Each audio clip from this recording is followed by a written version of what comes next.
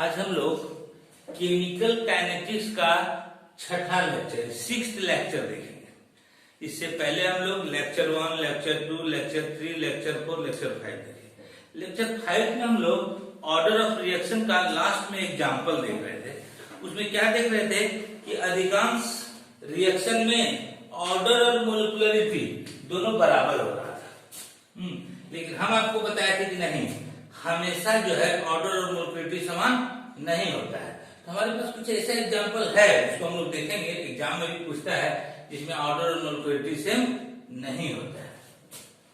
जैसे पहले एक एग्जाम्पल दे देते हैं यहाँ पर, जैसे 2SO2 प्लस O2 2SO3। इस रिएक्शन का मोलिकुलरिटी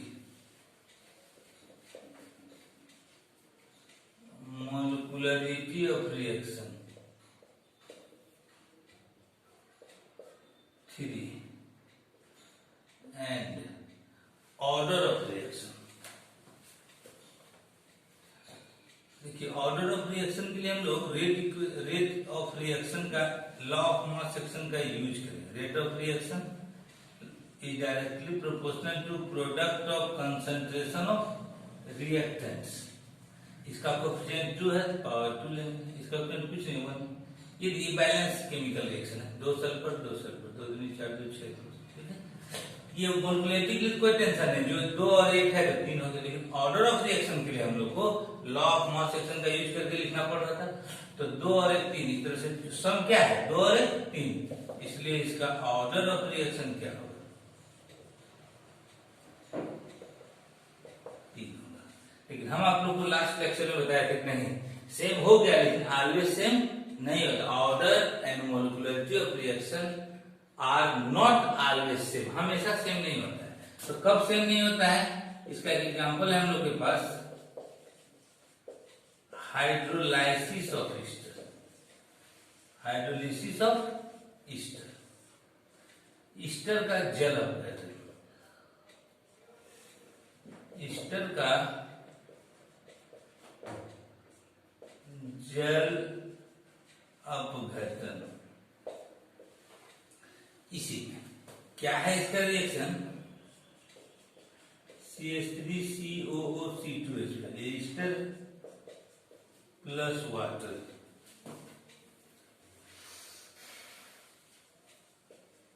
ये कैटलिस्ट है, इससे कोई मतलब, ईस्टर प्लस वाटर क्या बनेगा, एसिड और अल्कोहल।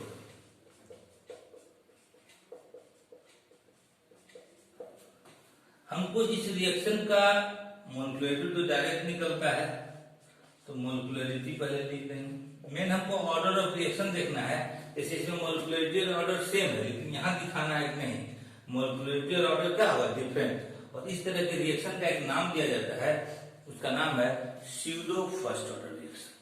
आज देखते हैं, बहुत इंपॉर्टेंट एग्जांपल है, इंपॉर्टेंट।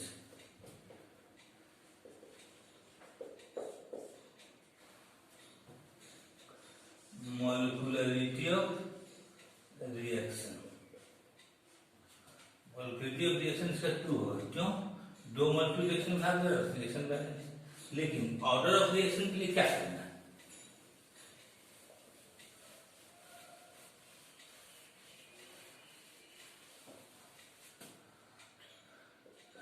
रेट लॉ लिखना है, या rate of reaction. Rate of reaction is directly proportional to concentration of ester into concentration of water। तो यही पर देखिए, रिएक्शन का नाम दिए थे हाइड्रोलिसिस ऑफ ईस्टर। इसमें इस वाटर जो है ना, ये एक्सेस अमाउंट में प्रेजेंट है। और रिएक्शंस में एक रूल है कि जो कंपाउंड एक्सेस अमाउंट में प्रेजेंट रहता है उसका कंसंट्रेशन कांस्टेंट होता है। Concentration is constant. इसलिए इसमें इसका पावर 1, ये इसका कंसंट्रेशन कांस्टेंट हो गया। कंसंट्रेशन क्या हो गया, कांस्टेंट हो गया। लिखेंगे, इसलिए ऑर्डर ऑफ रिएक्शन, इसका इसका ऑर्डर ऑफ रिएक्शन जो होगा वो 1 होगा। कैसे? 2 मॉलिक्यूल है लेकिन इसका रेट सिर्फ और सिर्फ ईस्टर पे डिपेंड करता है। ईस्टर का कोफिशिएंट 1 है, पावर 1 हुआ, और वाटर का कोफिशिएंट 1 है लेकिन यहाँ 1 नहीं लिखा जाएगा। क्यों नहीं लिखा जाएगा? कि इस रिएक्शन में वाटर एक्सेस क्वांटिटी में प्रेजेंट है, और रूल है कि जो कंपाउंड एक्सेस अमाउंट में प्रेजेंट रहता है उसका कंसंट्रेशन कांस्टेंट होता है, नियतांक स्थिरांक होता है। स्थिरांक का मतलब इसका पावर 0। ठीक है, इसको नहीं इग्नोर कर दें, इसको नहीं लें। इसलिए ऑर्डर सिर्फ क्या, sum of the order of reaction का डेफिनेशन है कंसंट्रेशन टर्म के पावर के सम को। तो पावर इसमें 1 है, इसमें कोई पावर कांस्टेंट मतलब इसका पावर क्या होगा? 0। इसलिए 1 + 0 1। इसको थोड़ा सा डिफाइन करते हैं।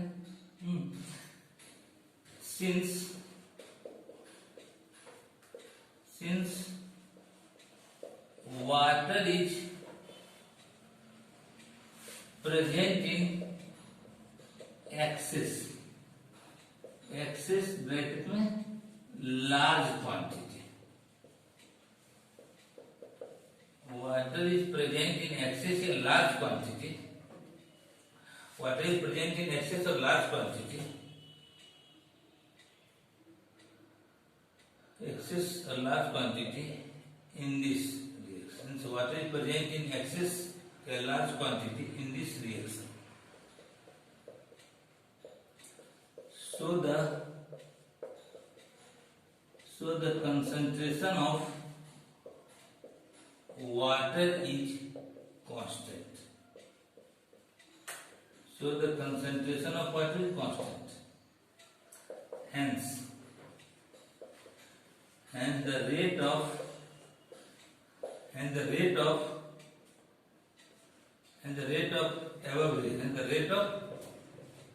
above reaction, ऊपर जो रिएक्शन लिखे थे ये, and the rate of above reaction depends upon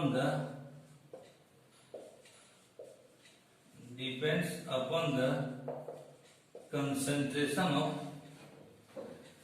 and the rate of above reaction depends upon the concentration of ester only. सिर्फ ईस्टर के सांद्रण पर इसका दर निर्भर करता है। सो hence या so, क्या so लिखे हैं, hence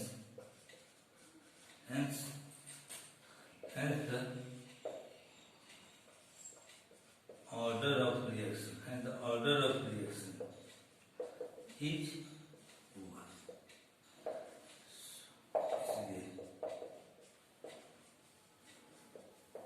Hence this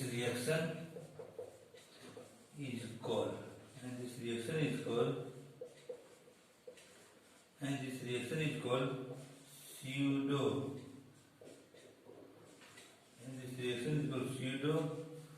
first order reaction.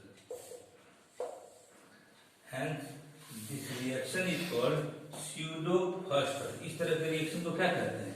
pseudo first order. इसका हिंदी है छद्म प्रथम कोटि अभिक्रिया। पूछता है pseudo first order रिएक्शन का एग्जांपल तो ये देते हैं। इसमें क्या है? मोलिकुलरिटी 2 है लिखे थे, और ऑर्डर क्या है? 1। कैसे 1 हुआ इसको एक्सप्लेन करते। इसमें एक और एग्जांपल है,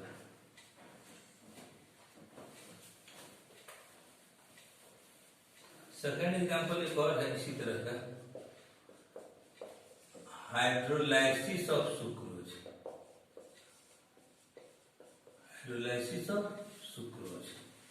चीनी कैन शुगर।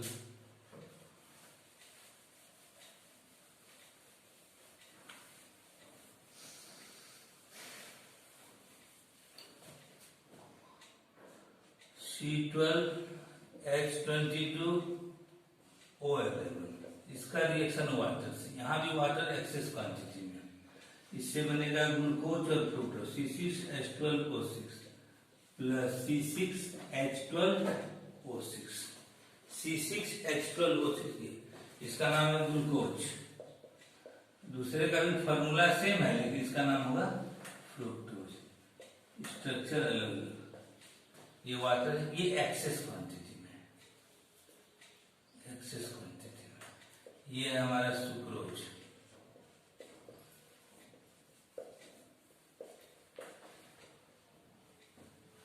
इस तरह से सुक्रोज का एक्सेस का ग्लूकोज हो गया हाइड्रोसिस। इसमें क्या है, मॉलिक्यूलरिटी तो डायरेक्ट लिख देते हैं। मॉलिक्यूलरिटी, दो मॉलिक्यूल रिएक्शन में भाग ले रहे हैं इसलिए मॉलिक्यूलरिटी 2 होगा। बट यही है, वाटर एक्सेस क्वांटिटी में है, इसका कंसंट्रेशन कांस्टेंट हो जाएगा। इसका रेट सीड प्रोसीड सुक्रोज की कंसंट्रेशन पर डिपेंड करेगा। But order of reaction is 1। तो कारण सेम रीजन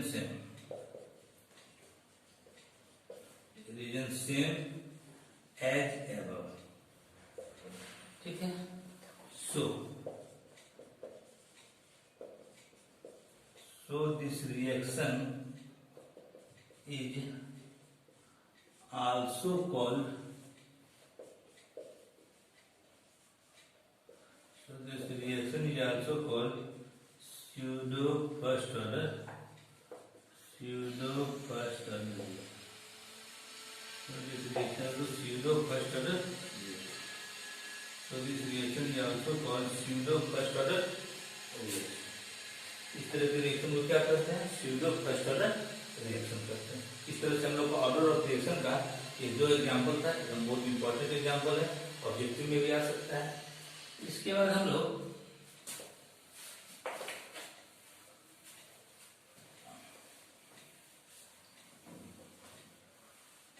ऑनलाइन क्लास में भी हम लोग इसको डिस्कस कर रहे हैं। जो लोग ये ऑनलाइन क्लास नहीं कर रहे हैं वो ऑनलाइन क्लास में जुड़ जाइए, उसमें भी कंटिन्यू एक्सप्लेनेशन हो रहा है, आपको नोट्स भी भेजा जा रहा है, ऑनलाइन क्लास में भी डिस्कशन हो रहा है और वीडियो के माध्यम से भी दिया जा रहा है। इस तीनों तरह से आप जुड़ जाइए, कहीं कोई प्रॉब्लम नहीं, अच्छे से पढ़िए। कोई दिक्कत हो तो आप पर्सनली फोन करके भी बात कर सकते हैं, अपना डाउट क्लियर कर सकते हैं। इसके बाद हम लोग एक क्वेश्चन पढ़ते हैं जो आता है,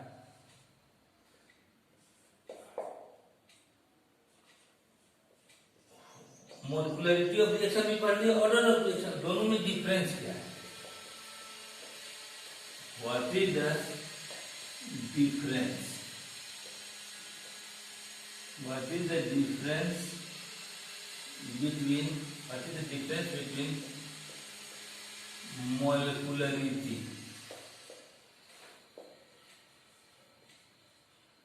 molecularity of reaction and order of reaction.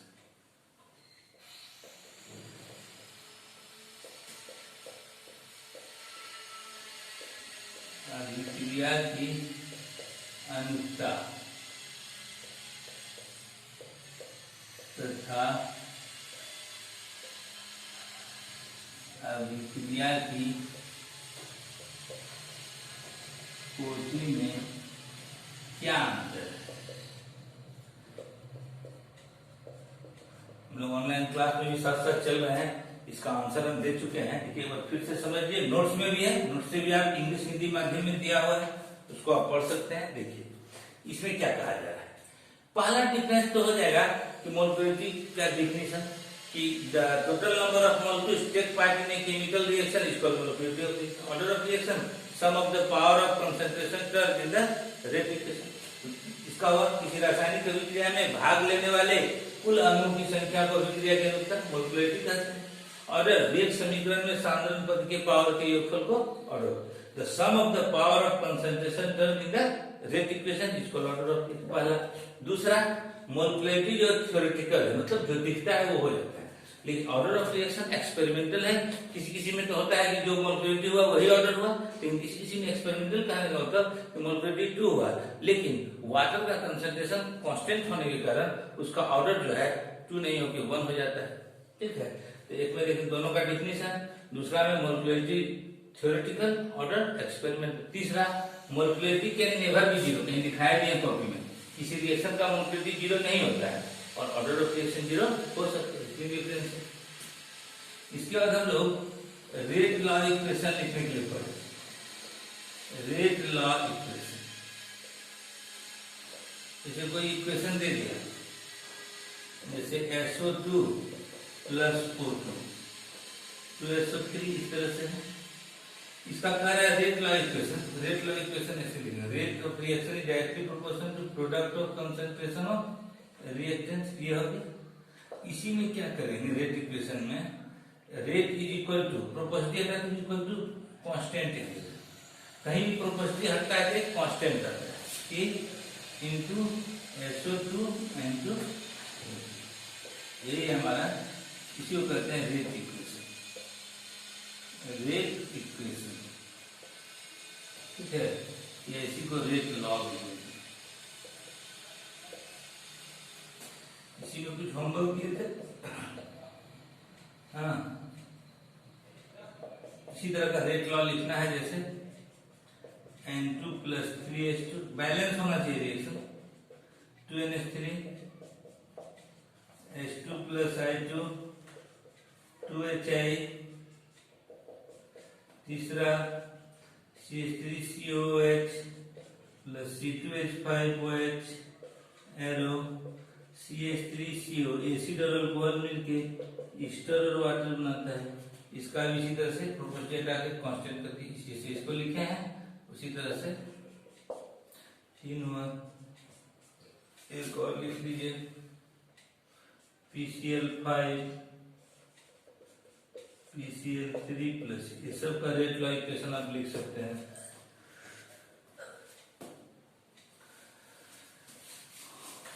हाँ, तो कुछ जैसे K क्या है, where K is a constant, K is a constant, K किस तरह, which is called rate constant, which is called rate constant। जहाँ K कांस्टेंट है, इसको क्या बोलते हैं, रेट कांस्टेंट। क्या बोलते हैं, रेट कांस्टेंट। इसके बारे में और भी आगे डिटेल में पढ़ना है। इसके बाद जो हम लोग का टॉपिक है फर्स्ट ऑर्डर। इसके बाद हम लोग नेक्स्ट लेक्चर में क्या पढ़ेंगे, फर्स्ट ऑर्डर रिएक्शन। इसका फॉर्मूला होता है K equal to 2.303 upon T log A upon A minus x. Important formula,